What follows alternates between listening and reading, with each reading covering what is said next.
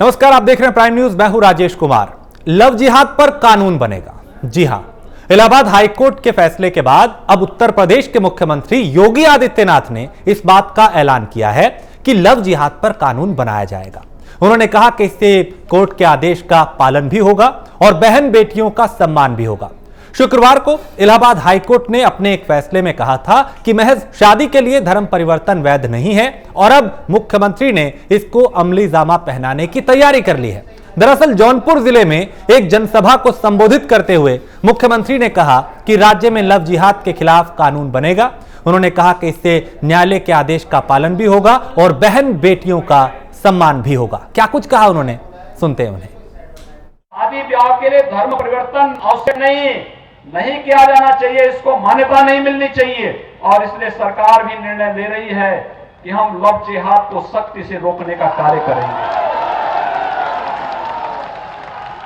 एक प्रभावी कानून बनाएंगे। छद्मवेश में चोरी छुपे, नाम छुपा करके, स्वरूप छुपा करके जो लोग बहन बेटियों की इज्जत के साथ खिलवाड़ करते हैं, उनको पहले से मेरी चेतावनी, अगर वे सुधरे नहीं तो राम नाम सत्य है कि यात्रा अब निकलने वाली है। तो लव जिहाद पर अब कानून बनेगा। मुख्यमंत्री ने भी साफ इस बात का ऐलान किया, क्योंकि इससे पहले इलाहाबाद हाईकोर्ट के फैसले के बाद उत्तर प्रदेश के मुख्यमंत्री ने अब ये कहा है कि जो लोग चोरी छिपे या नाम बदल के बहन बेटियों की इज्जत के साथ खिलवाड़ कर रहे थे वो सावधान हो जाएं, उन्हें बख्शा नहीं जाएगा। इस पर चर्चा करेंगे। हमारे साथ कुछ मेहमान जुड़े हैं। हमारे साथ कीर्ति निधि पांडे हैं, समाजवादी पार्टी प्रवक्ता है, प्रियंका गुप्ता है, कांग्रेस प्रवक्ता, इसके अलावा वैभव अग्रवाल है, बीजेपी नेता। आप तीनों का बहुत स्वागत है। सबसे पहले कीर्ति जी, मैं आपकी प्रतिक्रिया लेना चाहता हूं कि चूंकि पहले इलाहाबाद हाईकोर्ट ने कहा था कि लव जिहाद को शादी के लिए धर्म परिवर्तन वैध नहीं है, अब मुख्यमंत्री ने भी कहा है कि हम इस पे कानून बनाएंगे और ऐसा काम करने वाले जो नाम बदल के या धोखाधड़ी कर रहे हैं उन्हें बख्शा नहीं जाएगा। मैं चाहता हूं आपकी पहली प्रतिक्रिया, फिर आगे बढ़ाएंगे सवाल जवाब के सिलसिले को। देखिए राजेश जी, उत्तर प्रदेश के मुख्यमंत्री ने आज चुनावी जनसभा में लव जिहाद के कानून बनाने का ऐलान किया। इसके पहले माननीय उच्च न्यायालय ने कहा था कि शादी के लिए धर्मांतरण कराना कोई आवश्यक नहीं है, धर्म परिवर्तन कराना कोई जरूरी नहीं है। इससे माननीय उच्च न्यायालय ने भी फैसला लिया इसमें।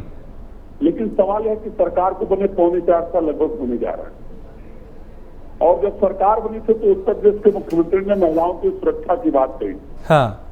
महिलाओं के साथ, बेटियों के साथ कोई छेड़छाड़ हो, कोई धोखा हो, रेप हो, कोई दुर्घटना हो, इसके लिए पहले से संविधान में कड़े प्रदत्त कानून दिए गए हैं। संविधान में पहले से कड़े कानून हैं। अब सवाल है कि आज चुनावी जनसभा में ऐलान करना। सरकार जब बनी थी उन्होंने कहा था एंटी रोमियो स्क्वाड है। कहाँ गया एंटी रोमियो स्क्वाड?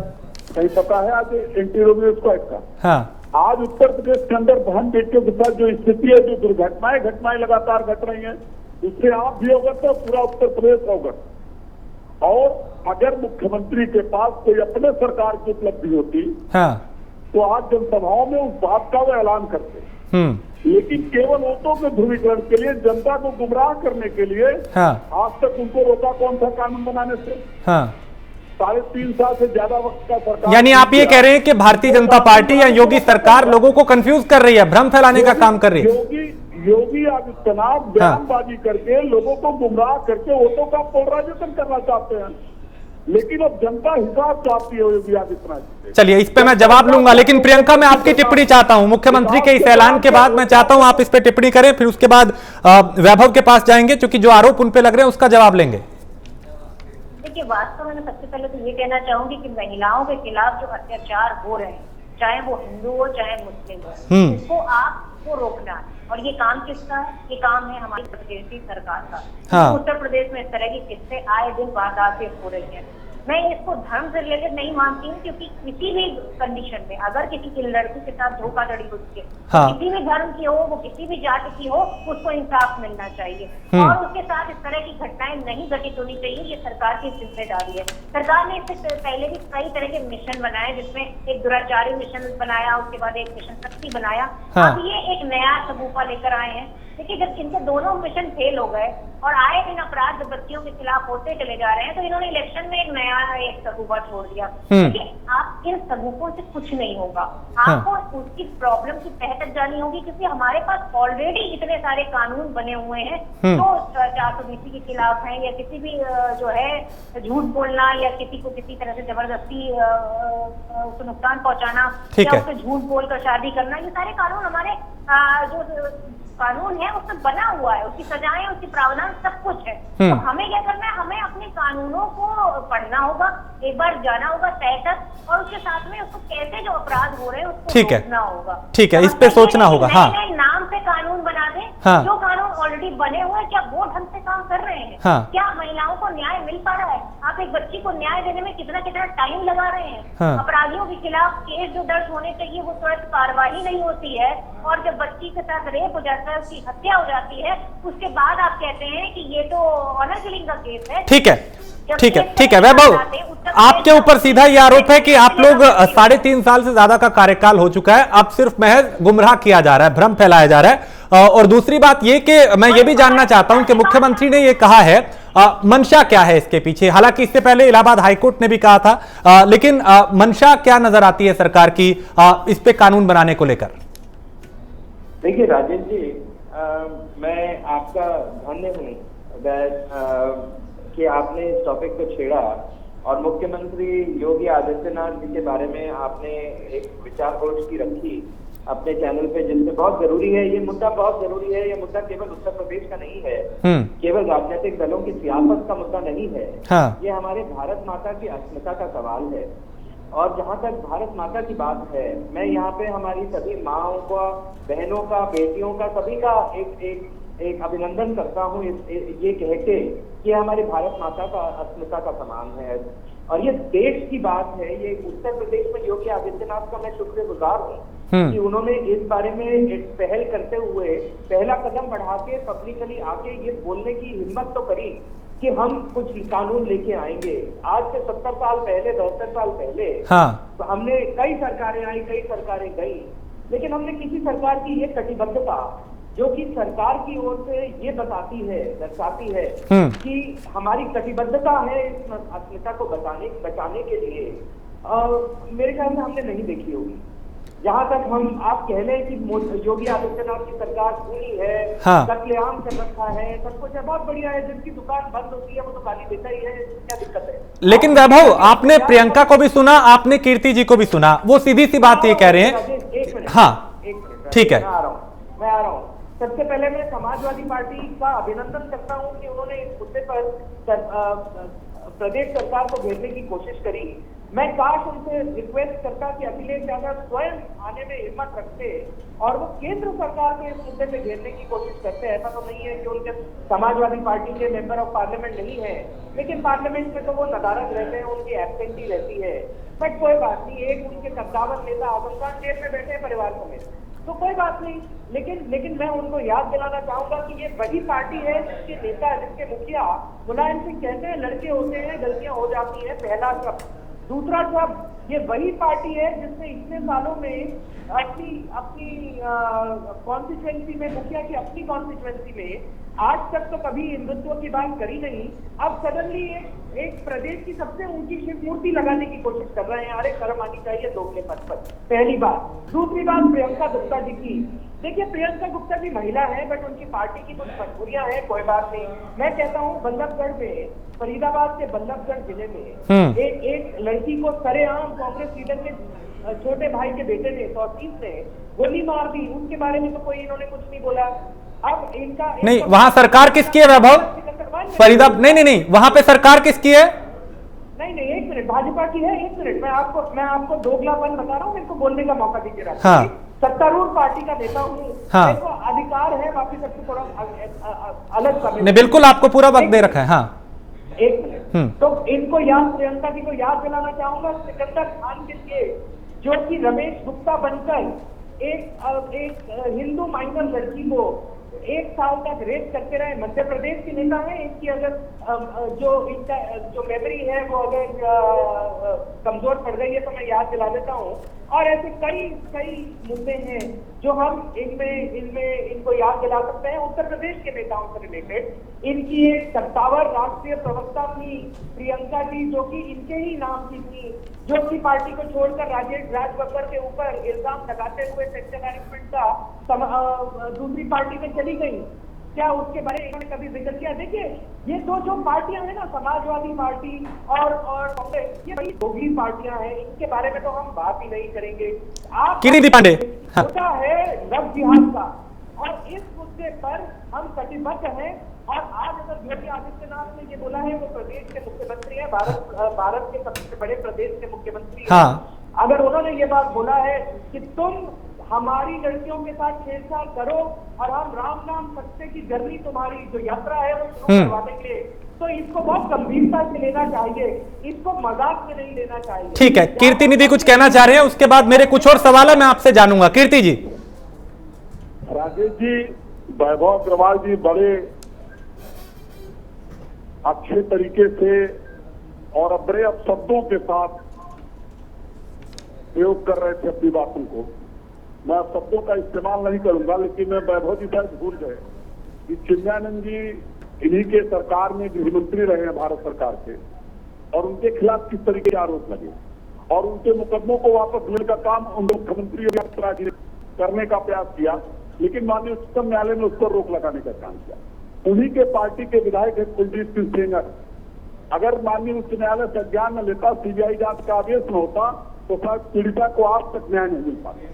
इन्हीं की सरकार में हाथरस की घटना हुई, एक बेटी न्याय मांगते मांगते दम तोड़ दी, उसका परिवार न्याय मांग रहा है, जिसको जिलाधिकारी वहां से धमकी देते रहे हैं, और आज तक उस जिलाधिकारी के खिलाफ कोई कार्रवाई नहीं की। उस सरकार के मुद्दे की बात करें, इनके निकम्मेपन का एक दिन है कि लगातार उत्तर प्रदेश के अंदर बहन बेटियां सुरक्षित हुई हैं, लगातार उनके साथ अपराध बढ़े। नहीं वैभव, वो ये कह रहे हैं कि 3.5 साल से ज्यादा का वक्त। ठीक है कीर्ति जी, बिल्कुल मैं आपकी बात आगे पहुंचा देता हूं, शायद ठीक से नहीं जा पा रही, मैं आपकी बात जो आप सवाल उठा रहे हैं मैं आगे पहुंचा देता हूं। वैभव, वो ये कह रहे हैं कि महिला सुरक्षा की अगर इतनी चिंता है तो आज तक चुप क्यों थे, और दूसरी बात ये कि आज भी वो ये कह रहे हैं कि महिलाएं सुरक्षित नहीं है, बच्चियों के साथ हैवानियत हो रही है, गलत काम हो रहा है, तो वो इसे पॉलिटिकल स्टंट बता रहे हैं कि अब लोगों को गुमराह किया जा रहा है, लव जिहाद के इसमें जो ऐलान किया इसमें उलझाया जा रहा है, जबकि बताने को कुछ नहीं है। यही सीधा सीधा वो कह रहे हैं। यहाँ पे राजेश जी थोड़ा सा परेशानी है यहाँ पे, क्योंकि ये मुद्दा लव जिहाद का है, महिलाओं की अस्मिता से बढ़कर है। और लव जिहाद का मुद्दा ये है कि आप हिंदुत्व की अस्मिता को खराब करने की कोशिश कर रहे हैं, महिलाओं की अस्मिता को खराब करने की।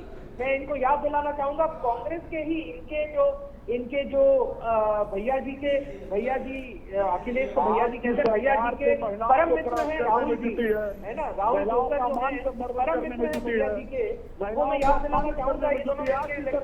कांग्रेस के सबसे ज्यादा नेता जो है वो इधर उधर करते हैं इस मामले में। दिल्ली का ये मामला है सितंबर का, इसके अंदर 2 लोगों ने, मैं आपको बताऊं 6 सितंबर का मामला है और मेरे पास लिखा हुआ है, ये क्या है, खुर्शीद और अंसारी, जिन्होंने पैसे ऐसे हिंदू बहनों से और बाद में उनके परिवार को पीटा पार्किंग के मुद्दे को उठाकर, ठीक है, जिले में दिल्ली में। देखिए ये क्या शर्मनाक मुद्दा है। प्रियंका, हाँ, राजनीति कितनी कर सकते हैं कीर्ति जी और प्रियंका जी, हाँ, लेकिन ये मुद्दा राजनीति का नहीं है, ये मुद्दा देश की अस्मिता का है, एकता का है। ठीक है प्रियंका, इसमें आपत्ति क्यों है? क्योंकि जाहिर सी बात है, अगर कोई झूठ बोल के या शादी के धर्म परिवर्तन करा रहा है या धोखेबाजी कर रहा है, इलाहाबाद हाईकोर्ट भी ये कह रहा है कि कानून इसके होना चाहिए, यानी सीधा सीधा उन्होंने कहा है कि शादी के लिए धर्म परिवर्तन नहीं करा सकते, ये वैध नहीं है। अब मुख्यमंत्री कह रहे हैं हम कानून बनाएंगे, इसमें गलत क्या है? जो हाईकोर्ट का एक जो वक्तव्य है वो देखिए, उसको पीड़ित परिवार ने सिर्फ अपनी सुरक्षा की मांग की, तो मुझे लगता है कि सुरक्षा की दृष्टि से एक बार जो हमारी जो सुरक्षा के लिए एजेंसियां होती हैं वो पूरी तरह से काम करती हैं, और किसी भी परिवार को अपनी सुरक्षा का अगर जो है अपनी सुरक्षा की मांग कर सकती है, और इसके साथ में वो सरकार को ये सुनिश्चित करना होता है क्या ये सुरक्षा जो मांग रहा है क्या ये वाजिब है या नहीं है, तो उसके हिसाब से उसको सुरक्षा दी जाती है। ये एक अलग बात होगी। मैं दूसरी बात ये कहना चाहती हूँ कि हमारे पास तो ऑलरेडी लॉ है, हमारे पास ऑलरेडी पनिशमेंट बने हुए हैं, हमारे संविधान ने हमें अधिकार दिया है कि आप अगर किसी से झूठ बोलकर शादी करते हैं, किसी को फंसाते हैं या किसी के साथ उसका जो है क्राइम करते हैं, तो उसके लिए ऑलरेडी हमारे पास कानून बने हैं और उसके साथ में जो है जो सजाएं हैं वो मुकर्रर है। तो मैं समझती हूँ इसमें नया क्या ये कर रहे हैं, ये बताएं। कुछ भी नया नहीं है। अगर आप कोई गलत काम करते हैं तो आप क्रिमिनल हैं। आप किसी भी जाति के हो, किसी भी धर्म के हो, किसी भी वर्ग के हो, आप क्रिमिनल हैं और आप सजा के पात्र हैं। आप किसी पार्टी से बिलोंग करते हो, किसी भी ग्रुप से बिलोंग करते हो, उससे कोई मतलब नहीं है। अपराधी को हम अपराधी की दृष्टि से देखेंगे, पर अपराध करने जो अपराध है वो ऑलरेडी हमारे पास लॉ बने हुए हैं, उसको कुछ नया नहीं कर रहे हैं। आप सिर्फ एक धर्म विशेष से लेकर उसको जो है जोड़ रहे हैं और उसके साथ में एक नया हेडलाइन मैनेजमेंट कर रहे हैं जिसकी जरूरत नहीं है।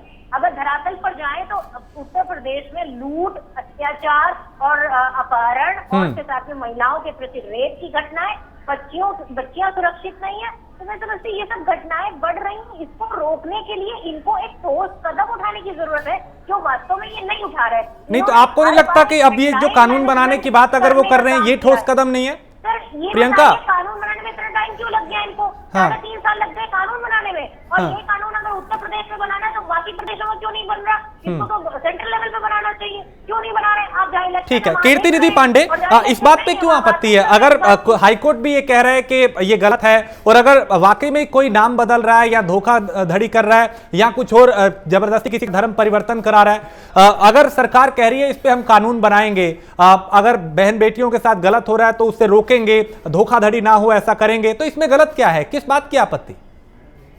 देखिए राजेश जी, गलत कुछ नहीं है, आपत्ति भी किसी बात की नहीं है। बहन बेटियों की सुरक्षा होनी चाहिए और जबरदस्ती किसी के साथ धर्मांतरण कराना, जबरदस्ती किसी के साथ विवाह करना, जबरदस्ती किसी का उत्पीड़न करना, हाँ। इस सब के लिए कानून में अधिकार दिए गए हैं।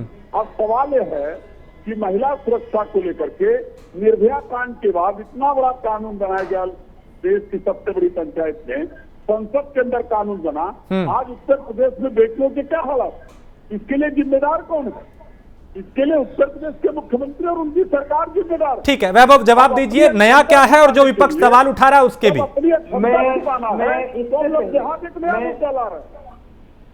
मैं कीर्ति जी और प्रियंका जी के सवालों का स्वागत करता हूँ।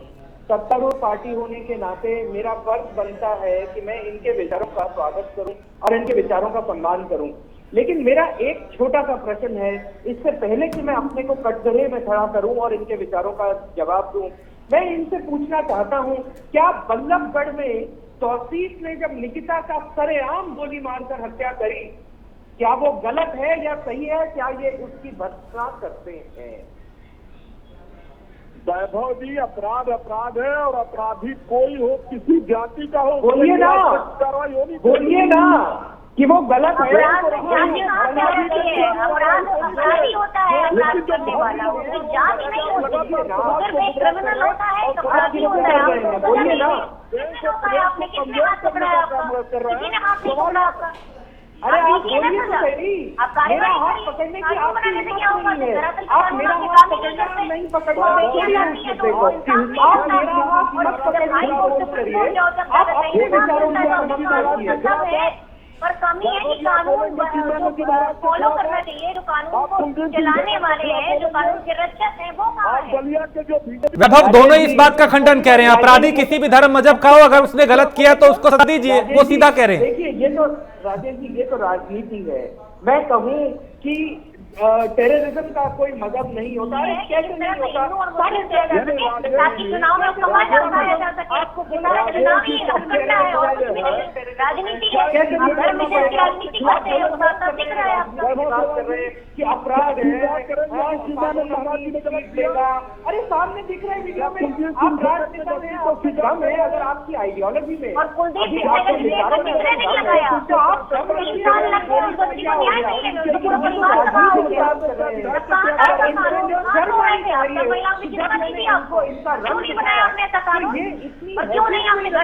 प्रवक्ता होने के नाते कि आपको शुरुआत करनी है, आप घर से करिए ना। माने, अपने दल की गलतियों से माने और माने लगाइए कि क्यों उनके केस सारे विड्रॉल कर लिए गए। ये छोटा मुद्दा नहीं है। ठीक है। बच्ची को न्याय दे। हाँ। सिर्फ अपना जो है हथकंडा है, चुनावी हथकंडा जिसको कहते हैं, चुनाव के समय पर इन्हें जो वर्ग के लोग हैं, इन्होंने ये सब कर रखा है। वैभव, दोनों को ये बताएं, विपक्ष को भी और प्रदेश की जनता को भी और उन लोगों को भी, अगर किसी के जहन में कोई सवाल है आप ये बताएं। मुख्यमंत्री ये कह रहे हैं कि अब अगर किसी ने गलत किया तो राम नाम सत्य होगा, आपने भी उस लाइन का जिक्र किया था उन लोगों का।